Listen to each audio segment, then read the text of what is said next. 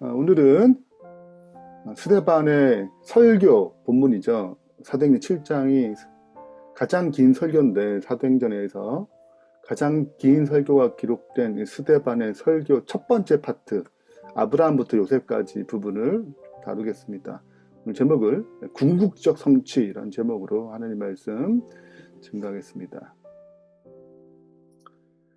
일단은 배경이 이제 6장 8절부터 15절에 대한 내용인데요. 스데반이 집사였지만 하나님의 능력과 또 가르치는 은사, 말씀의 은사를 받아가지고 열심히 증거하고 많은 역사가 일어났어요. 특별히 이제 헬라파 유대인들과 회당에서 논쟁하게 됩니다. 그 논쟁에서 승리하거든요. 근데 열받았어요. 그래서 이제 거짓 고발하게 됩니다. 성경과 율법을 거스른다. 이 나사렛 예수가, 스데반이 예수 그리스도를 증거했겠죠. 성경 헐고 모세 율법을 고치겠다 한다. 그래서 이제 거짓 고발하고 그들이 가장 중요했던 이 성전과 이 율법을 이제 막 없앤다고 그렇게 하니까 신성 모독죄로 고소돼서 이제 회당 공회 앞에 서게 됩니다. 그리고 이제 변론하게 되죠. 그 변론이 이제 가장 긴 설교문이 된 것입니다.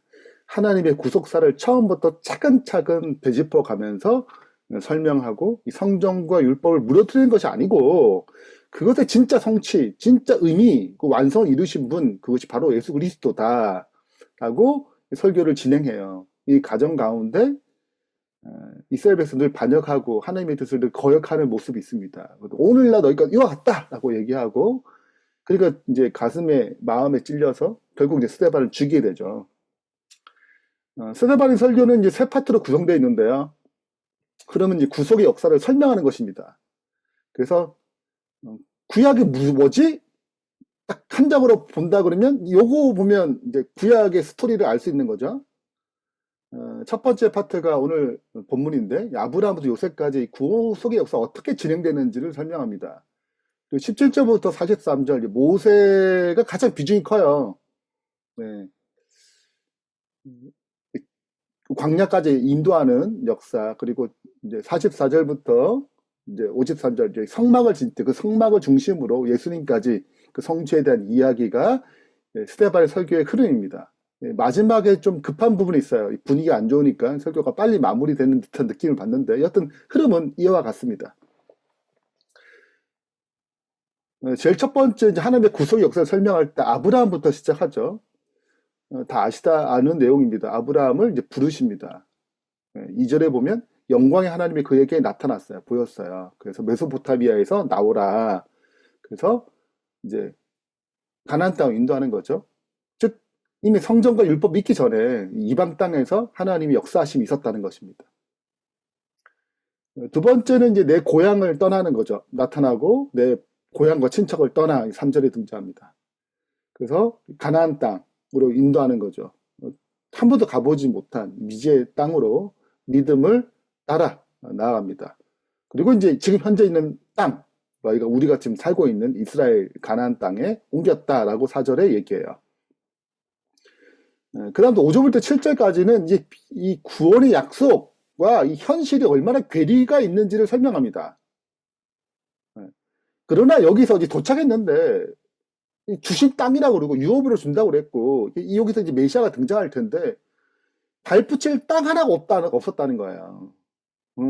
그리고 땅도 뭐고 아직도 자식도 없어.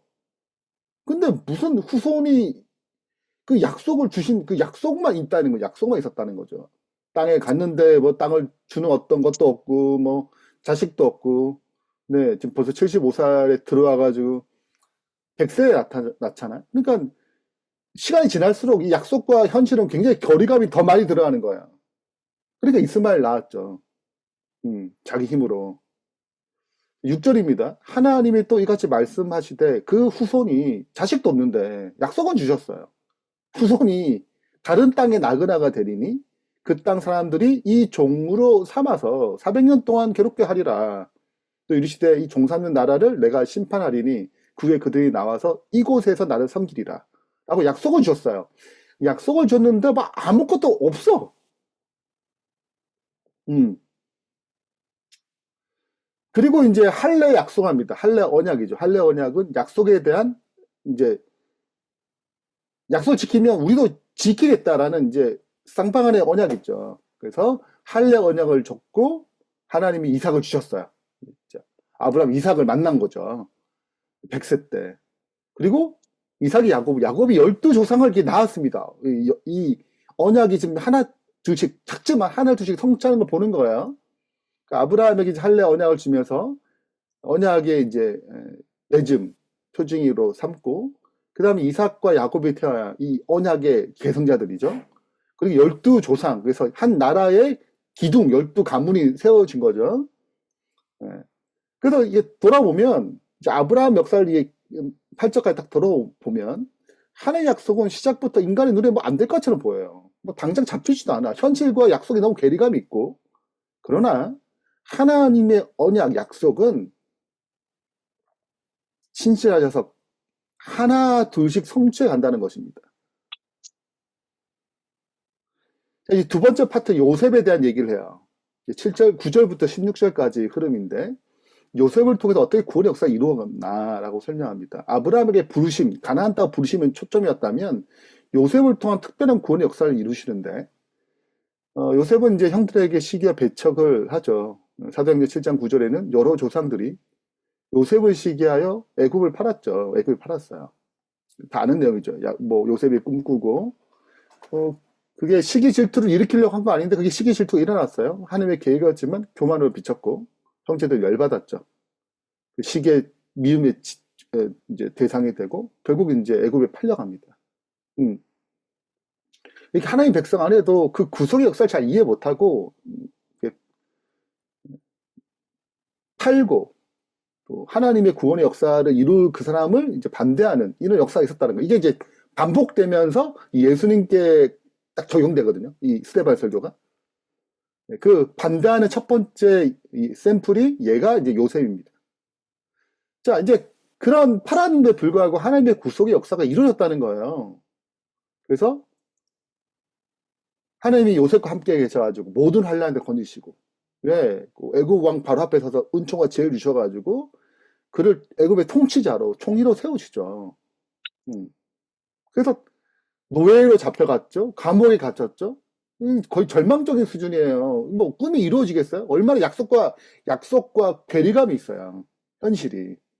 그런데 하나님은 이루시는 것입니다. 그 고난 속에서 그와 함께 하셔가지고 이루시는 거예요. 그 다음에 이제 구원의 계획이 어떻게 이루어지는지 11절부터 14절까지 얘기하는 것입니다. 큰 계획이 나타났어요. 그죠? 양식을 구하지 못하게 된 거예요. 그 형제들이. 그 애굽의 양식을 구하러 왔습니다. 요셉과 제외하게 되죠. 그리고 이제 마침내 화해하게 되고, 이제 애고로 이주됩니다. 75명이 애고로 초청되는데, 여기서 뭐가 일어나냐면, 이스라엘이라는 국민이 형성돼요. 그러니까 하나님은 하나님의 백성, 국민을 형성하기 위해서 이 역사를 이루신 것입니다. 요셉이 그걸 고백하죠. 미래를 놓고 하나님께 특별한 뜻이 있어서 나를 먼저 보내셨다. 하나님의 섭니다. 라고 구속사로 이 성경과 상황을 다 이해하는 것입니다. 자, 그리고 이제 제일 마지막 부분에 이게 16절인데 16절이에요. 야곱이 애굽으로 내려가서 이제 조상들과 거기서 죽었어요. 죽어서 애굽에 장사된 게 아니라 그 야곱을 가나안 땅 세겜으로 데려와가지고 아브라함 샀잖아요. 이제 사라 장례를 위해서 거기에 무덤에 장사하는 거죠. 이거 뭘 얘기하냐면 약속의 땅에 대한 확신. 지금 우리가 애굽에 있지만 마침내 어디 갈 거예요? 가나안 땅에 갈 거라는 믿음의 확신으로 거기에 장사되는 것입니다. 그래서 야곱의 죽음은 그냥 끝나는 게 아니에요. 요셉도 유언합니다. 자신의 뼈를 나갈 때 가나안 땅 옮겨달라고 거기 묻어달라고 하는 거죠.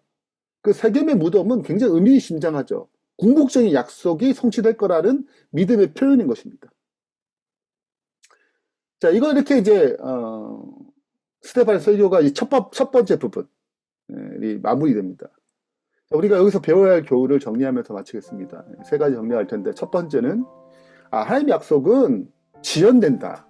우리의 기대와 다를 수 있다. 성취가 더디 보인다. 우리 아브라함 삶을 보면 더디잖아. 이루어지는 게 아니에요. 당장 이룰 적 왔는데 되는 것이 하나도 없는 거예요. 그래서 그럼에 불구하고 우리가 믿어야 한다. 그분의 시간표를 믿어야 한다. 내 기대와 다르더라도. 두 번째는 고난은 하나님의 큰 계획이 있다. 우리 삶에 여러 가지 어려움이 닥칠 수 있어요. 요셉처럼 억울하고 배척당하고. 근데 그게 절망적인 것으로 끝난 게 아니고 그 하나님의 고난을 기가 막히게 쓰셔가지고 구원을 이루시는 큰 역사로 이루시는 거예요. 그런 계획이 있다. 우리가 다 이해 못하지만 그런 큰 계획의 역사가 있다는 것입니다. 그래서 마지막 이게 세 번째가 그렇기 때문에 하나님 마침내 신실하게 하나 둘씩 성취해 가시는 거예요. 그런 상황 가운데서. 그러므로 하나님 그 신실하심을, 그 성취하심을 믿어야 된다는 거죠. 하나님은 그분의 구원의 역사가 어떤 특정한 장소, 성전이나 특정한 상태, 율법, 어떤 그 상태에 머물러 있지 않아요. 그들의 사고에. 네. 그래서 그분의 약속이 인간의 실패 환경을 초월해서 성취할 뿐만 아니라 인간의 환경과 이 실패, 이런 것들이 절대 구원의 역사를 하나님 구원하심을 막을 수가 없는 거예요. 그럼 우리가 이제 해야 될 일은 그 신실하신 하나님을 믿어야 되고, 이 세상에서 하나님의 나라의 방식이죠. 나라의 백성의 방식이죠. 믿음으로 사는 법을 배워야 되는 것입니다. 그걸 또 보여줘야 돼. 이 세상 사람들. 그게 아브라함의 삶이었고, 이삭과 야곱의 삶이었고, 요셉의 삶이었다는 거예요. 그래서 오늘 우리의 삶도 그런 믿음으로 사는 법을 보여주는 주의 백성 되길 바라면서 말씀 마치겠습니다.